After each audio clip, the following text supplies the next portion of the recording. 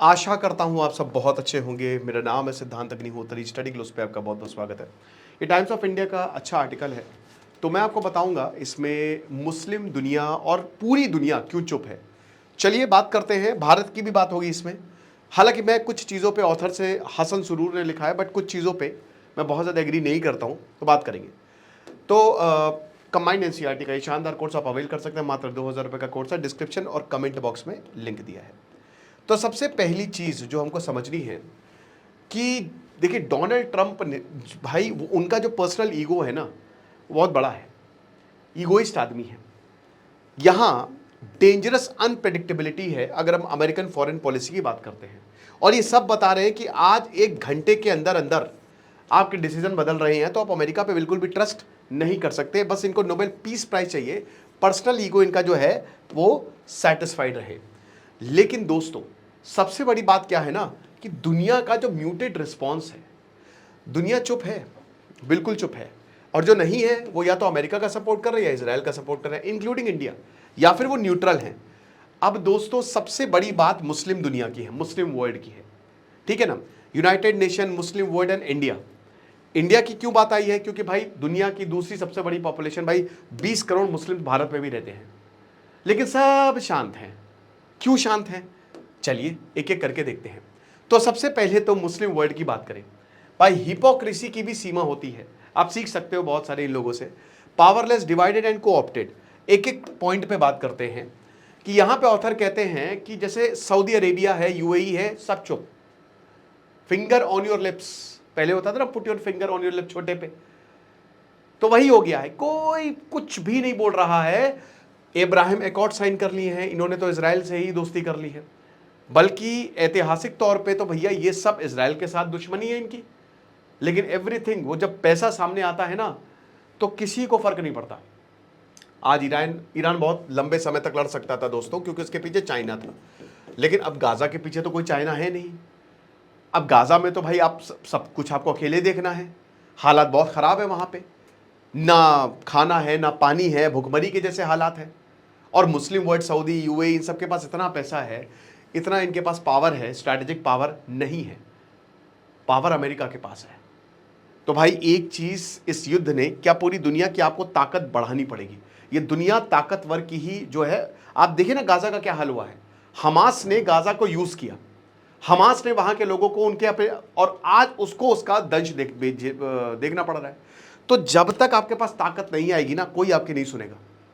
आप, ये एक रियल लाइफ में भी लेसन है, जितना हो सके। आज का ताकत है पैसा, पावर, तो वो आपको लेनी पड़ेगी। आचार्य चाणक्य ने भी यही बोला है, वरना कोई इज्जत नहीं करेगा आपकी। और यही ग्लोबल वर्ल्ड में भी आपको देखने को मिल रहा है। तो काफी ज्यादा डिसअपॉइंटिंग है भाई। ये पाकिस्तान जो है वो पता नहीं क्या उल्टा सीधा बकवास। और यही जब चाइना उइगुर मुस्लिम का, आप देख सकते हैं कि 10 लाख मुस्लिम, और वहां पे जो कत्लेआम हो रहा है वो चुप है, वो चुप है, वो कुछ भी नहीं बोलेगा।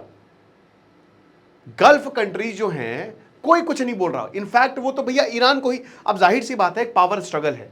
टर्की में पावर स्ट्रगल है, ईरान में पावर स्ट्रगल है, और सऊदी अरेबिया में पावर स्ट्रगल है। आपस में ही तो एक जो डिवाइडेड है, ये जैसा ना पूरी तरीके से डिवाइडेड है। और दूसरी चीज ये है कि देखिए, हो सकता है कि यहाँ के लोग, जो लोग हैं वो सपोर्ट कर रहे हो, सपोर्ट कर ही रहे हैं, लोग सपोर्ट कर रहे हैं एक ही धर्म के, इस्लाम। लेकिन लोगों की चिंता कौन है? वहां डेमोक्रेसी नहीं है मेरे भाई, वहां डेमोक्रेसी नहीं है। देखिए अल्टीमेटली आप अपने ही सोचेंगे, लास्ट पे यही बात आएगी कि पहले भागो खुद। और लोग, हो सकता है हाँ हाँ बहुत गलत है, लेकिन वो सरकार में प्रेशर नहीं बनेंगे। क्यों? क्योंकि गल्फ में हालात अच्छे हैं, मस्त है भैया। यूएई में तो आप अगर वहां पे पैदा हो गए, वहां की सिटीजनशिप हो, तो वैसे ही करोड़पति हो तुम। तो इसीलिए लोगों को, क्योंकि सरकार वहां पे, सरकार डिसीजन लेती है और कोई डेमोक्रेसी नहीं है, और सरकार लोगों को खुश रखती है, तो इसीलिए आपको हर जगह शांति देखने को मिल रही है। तो बेसिकली अगर हालात इतने खराब हो गए हैं मिडिल ईस्ट के, तो उसके पूरा सबसे बड़ा जो कॉज है वो मुस्लिम नेशंस है। फिलिस्तीन का आप देख सकते हैं कॉज, ये ईरान में जो हुआ, सबने एकदम आंखें बंद कर ली है। भाई देखिए, अमेरिका के, वेस्ट के आप दाद दोगे? इजराइल के सपोर्ट में आया, उखाड़ लो जो उखाड़ना है, आए ना। पूरा वेस्ट जो है वो एक साथ खड़ा है, इनका नेटो है। अब ओआईसी जो है, ऑर्गेनाइजेशन ऑफ इस्लामिक कंट्री, ये खाली बात बोलने के लिए, कंडेम करने के लिए, किसी को कोई मतलब नहीं है, बस अपना पैसा आता रहे। अथॉरिटेरियन कंट्रोल जो है वही पब्लिक ओपिनियन इररिलेवेंट। लेकिन दोस्तों पब्लिक ओपिनियन यहां है भी नहीं इतना, इररिलेवेंट की बात ही नहीं। मैंने क्या बताया कि भाई इन देशों में, गल्फ कंट्रीज में लोग अपना देख रहे हैं, पैसा कमा रहे हैं, बढ़िया इंजॉय कर रहे हैं, लाइफस्टाइल खत्म, ये चीज है। अब ईरान जो है उसकी एक शिया आइडेंटिटी, अब शिया और सुन्नी का भी डिवाइड है बहुत बड़ा है, ये कहने की बात है। लेकिन दोस्तों पाकिस्तान में अहमदिया मुसलमान और शिया का तो परसिक्यूशन होता है, अफगानिस्तान में भी होता है, सेम चीज कुर्दों पे बम बरसा दिए टर्की ने। तो जो सेक्टेरियन डिवाइड है वो आपको मुस्लिम पॉपुलेशन में देखने को मिलेगा, इस्लामिक वर्ल्ड में देखने को मिलेगा। अब इसमें क्या है कि ये चुप है, इसमें भी कोई कुछ नहीं बोल रहा है अपने हिसाब से। भाई जितने भी मुस्लिम से आप देख लीजिए कि जो देश जहां पे मेजॉरिटी है वो तो ठीक है, लेकिन जहां पे माइनॉरिटी है वही मुस्लिम वर्ल्ड उन पे जुल्म ढाते हैं। भारत में ऐसा नहीं है, भारत में यहूदी भी आपको मिलेंगे, पारसीज को हमने इतनी इज्जत दी है, मतलब कितनी, रतन टाटा से लेकर गोदरेज, कितने बड़े बड़े पोस्ट पे। भारत में जो भी धर्म आया है, जो भी लोग आए हैं, हमने उनको इज्जत दी है। और यूरोप में भी ऐसा ही हुआ है दोस्तों, यूरोप में भी ऐसा हुआ है। बट आपको मुस्लिम वर्ड्स में ये नहीं मिलेगा, ये नहीं मिलेगा आपको। बहुत कम ही ऐसे देश हैं जहां पे ये चीज देखने को मिलेगी। तो अपॉर्चुनिटी डिवीजन और फियर ये देखने को। अब उसके बाद दोस्तों भारत की हम बात कर लेते हैं। देखिए भारत नॉन अलाइंड है, लेकिन यहां ऑथर साहब कुछ बोल रहे हैं, भारत जो है वो न्यूट्रल रहा है इंडिया फिलिस्तीन के मामले पे।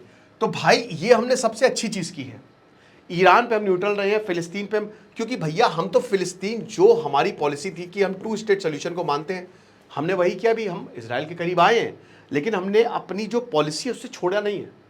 क्योंकि इसराइल के करीब आना मतलब एक तरीके से आप अमेरिका को भी, फिर वो डेंजरस हो जाएगा, डेंजरस टेरिटरी में आप चले जाओगे। आज इंडिया बहुत ज़्यादा ताकतवर है, सुपर पावरफुल है, चाहे उसकी मिलिट्री हो, और इसीलिए हर देश यही एक्सपेक्ट करता है कि इंडिया कोई स्टैंड ले, लेकिन हम स्टैंड नहीं ले रहे हैं। हमारा डिफेंस टेक्नोलॉजी टाइज इसराइल के साथ बढ़ गया है। और देखिए इसी को ही वही कहता है ना, पॉलिटिक्स जियो पॉलिटिक्स है ये।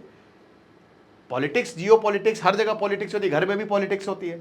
अब दुनिया लेवल पे हो रही है, रूल वही है, एक दूसरे को नीचा दिखाना है। जहां पे आपका चालाकी, धोखेबाजी, और डिसऑनेस्टी, और एक तरीके से अपना देखना, जहां हमारा इंटरेस्ट हो वही करना। लेकिन बात जब एथिक्स की, मोरालिटी की आती है तो सारे देश चूक जाते हैं, सारे देश।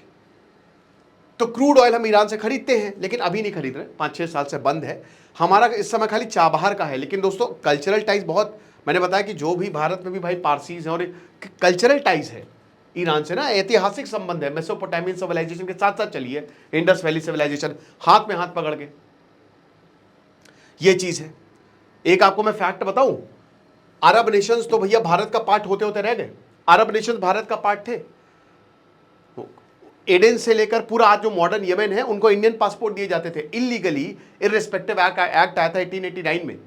और लॉर्ड कर्जन ने तो ये तक बोल दिया था कि इनको मिला दो भारत में, और दे वर वेरी हैप्पी। और वो बोलते थे हम तो इंडियन सिटीजन है। भारत की पॉलिटिक्स वहां उसको गवर्न करती थी। जो जयपुर है उस अल्फाबेटिकली जो है वो अबू धाबी पे खुलता था, ऐसा कुछ। और हो सकता है ये गल्फ नेशन भारत का पार्ट हो जाते, 1931 तक ये चला है। लेकिन वही है। अब देखिए जाहिर सी बात है कि जो राइट विंग है भारत में वो प्रो इजराइल है। जैसे बीजेपी थोड़ी प्रो इजराइल है। देखिए यहां प्रो इजराइल प्रो ईरान की बात नहीं होती। मैं आपको बताता हूं क्या कैसे चलता है। चलता ऐसे कि ताकतवर कौन है। आज इजराइल पावरफुल है, वो हमको ज्यादा चीजें दे सकता है। मैं ये कह रहा हूं कि चलिए भारत का, अब ये यहां पे बोला है कि हम विश्व गुरु की बात करते हैं, ग्लोबल लीडरशिप में मॉरल क्लैरिटी आनी चाहिए, ये ऑथर कह रहे, डिप्लोमेटिक करेज होनी चाहिए। अब मैं यही सवाल पूछता हूं पूरी दुनिया से, आप एक बात बताइए, ये क्लैरिटी कहां चली जाती है? पहलगांव हमले पे। बताइए हम इजराइल का क्यों सपोर्ट ना करें? मैं तो सपोर्ट करता हूं, फ्रांस का भी सपोर्ट करता हूं, क्योंकि उन्होंने पहलगांव हमले पे, इजराइल एकलौता ऐसा नेशन था जिसने भारत का साथ दिया। ईरान ने नहीं साथ दिया, मुस्लिम वर्ल्ड में नहीं साथ दिया, किसी ने नहीं साथ दिया। इजराइल और फ्रांस ये दो देश ऐसे थे जो हमारे साथ खड़े हुए थे। फ्रांस ने इनडायरेक्टली साथ दिया, डिप्लोमेटिकली। भाई अगर भारत का जो देश साथ देगा तो भारत उसका साथ क्यों ना दे? बात यह है कि जब ये इनके खुद पे पड़ती है तो इनको नानी याद आ जाती है, और जब भारत पे पड़ती है तो फिर ये अपना, ये भी तो वही कर रहे हैं जो हम कर रहे हैं। तो मैंने वही बताया ना कि जैसे को तैसा, मॉरल एथिक्स ये सब गया तेल लेने, सही को सही कहने की हिम्मत किसी में नहीं है। यहाँ पे पहलगांव हमला, यहाँ पे गाजा में रोज लोग मर रहे हैं, खतरनाक है, गलत है। ब्रिटिश ने कंडेम किया इसराइल को, बट ब्रिटिश ने क्या पहलगांव हमले को कंडेम किया? पहलगांव हमले, चाइना जो है टीआरएफ को बचा लेता है, वहां उन लोगों की क्या गलती थी? तो आप जब तक आतंकवाद को आतंकवाद नहीं मानेंगे, अमेरिका जो है वो पाकिस्तान पे इतने फूल बरसाएगा, तो कैसे काम चलेगा? हम विश्व गुरु बिल्कुल हम बनेंगे, लेकिन उसके साथ विश्व हमारा साथ तो दे। क्योंकि अगर आप हमारे साथ, अब यूक्रेन कह रहा था, यूक्रेन का युद्ध हुआ, यूक्रेन ने कभी कश्मीर की पोजीशन में भारत का साथ नहीं दिया, कभी, नेवर एवर। और फिर वो कैसे एक्सपेक्ट कर सकते कि भारत भी उसका साथ दे, युद्ध में कूद जाए? बल्कि भारतीयों ने जान गंवाई है वहां पे, खैर रशिया के लिए वो तो गंवाई है। ईरान इराक वॉर की बात करें तो भारत ने अमेरिका को अपोज किया था इन्वेजन को, लेकिन वॉशिंगटन से टाइज हमने बना के रखे थे। भाई हम क्यों ना बनाए? Why should not, why we should not? जिस दिन पूरा देश सही के साथ होगा, भारत सबसे आगे होगा। लेकिन आज पूरा देश सही के साथ नहीं दिख रहा, वो अपने इंटरेस्ट के साथ दिख रहा है। यूनाइटेड नेशन एक फील्ड ऑर्गेनाइजेशन है, यूनाइटेड नेशन की तो क्या बताऊं, तो मजाक बना के लग गया है। सिक्योरिटी काउंसिल जो है यही परमानेंट 5 मेंबर्स तो हैं, लेकिन ये अपनी पोजीशन को यूज करते हैं और हिपोक्रेसी यहां पे साफ दिखती है। गाजा से लेकर कश्मीर से लेकर यूनाइटेड नेशन तो एकदम एक फेल्ड स्टेट है, फेल्ड ऑर्गेनाइजेशन है। रशिया और अमेरिका ने अपने वीटोज को यूज किया है, चाइना ने वीटो पावर को यूज किया है कि कोई भी आतंकी ना पाए। भाई ऐसी कैसी ऑर्गेनाइजेशन है जो कि आतंकवादी को आतंकवादी नहीं कह रही है? देश का उसमें इंटरेस्ट है, उस देश में इंटरेस्ट है, उस आतंकवाद में इंटरेस्ट है, तो कह रहे कि नहीं नहीं छोड़ दो उसको। मॉरल अथॉरिटी जो है वो यूएन की खत्म हो चुकी है, इसीलिए बहुत सारे रीजनल ग्रुप्स जो है वो बन रहे हैं। पोस्ट कोल्ड वॉर एरा में ऐसा लग रहा था कि यूएन बहुत बढ़िया है, यूएन तो कमाल ही कर देगा, ठीक है, लेकिन इंटरनेशनल डिप्लोमेसी जो है वो कोलैप्स हो चुकी है। West Asia, South East Asia, Eastern Europe, in fact Korean peninsula जो है, अब देखिए कॉन्फ्लिक्ट लगातार बढ़ते जा रहे हैं और इसको कोई नहीं रोक पा रहा है, और हर कोई अपने इंटरेस्ट के लिए इस कॉन्फ्लिक्ट को बढ़ाता जा रहा है। भारत इसमें एक लीडर बन सकता है, लेकिन कहीं ना कहीं क्योंकि इंडिया बहुत तेजी से आगे बढ़ रहा है, बट ये एक मिस्ड अपॉर्चुनिटी है, ठीक है ना? क्योंकि भारत देखिए वेस्ट के साथ है, थोड़ा वेस्ट पे झुकाव है, स्ट्रॉन्ग डिप्लोमेटिक हमारे इजराइल ईरान के दोनों के साथ है, स्ट्रॉन्ग मॉरल फॉरेन पॉलिसी भी है। भाई ये ईरान ने भी बोला, ठीक है, हमारी मॉरल फॉरेन पॉलिसी है कि हम भाई धर्म के साथ, भारत का हमेशा ये रहता है कि ये देश धर्म के साथ खड़ा है, कुछ गलत नहीं होने देगा, ठीक है। पब्लिक ओपिनियन जो है that is sensitive to human rights, कि भाई ह्यूमन राइट्स को ही कोई बेगुनाह नहीं मरे। हमारे यहाँ दोस्तों पता है, अभी एक रॉ के ऑफिसर का इंटरव्यू सुन रहा था, वो बता रहे थे कि अगर हमारा कोई जो एजेंट है वो गड़बड़ कर देता है, वो डबल एजेंट हो जाता है या वो हमको छोड़ देता है, भारत उसको मारता नहीं है। ये हमारी मॉरल पॉलिसी है कि यार छोड़ो यार, कोई बात नहीं, मारेंगे नहीं, अब चला गया, अमेरिका मार देगा, पाकिस्तान मार देगा, रशिया मार देगा, घर में घुस के, हम नहीं करते। तो ये नई रियल पॉलिटिक है। ब्रिटेन ने भी सब किया है, लेकिन बात भारत पे है, साइलेंस है, बट यहाँ पे मुस्लिम वर्ल्ड की साइलेंस ज़्यादा डेंजरस है।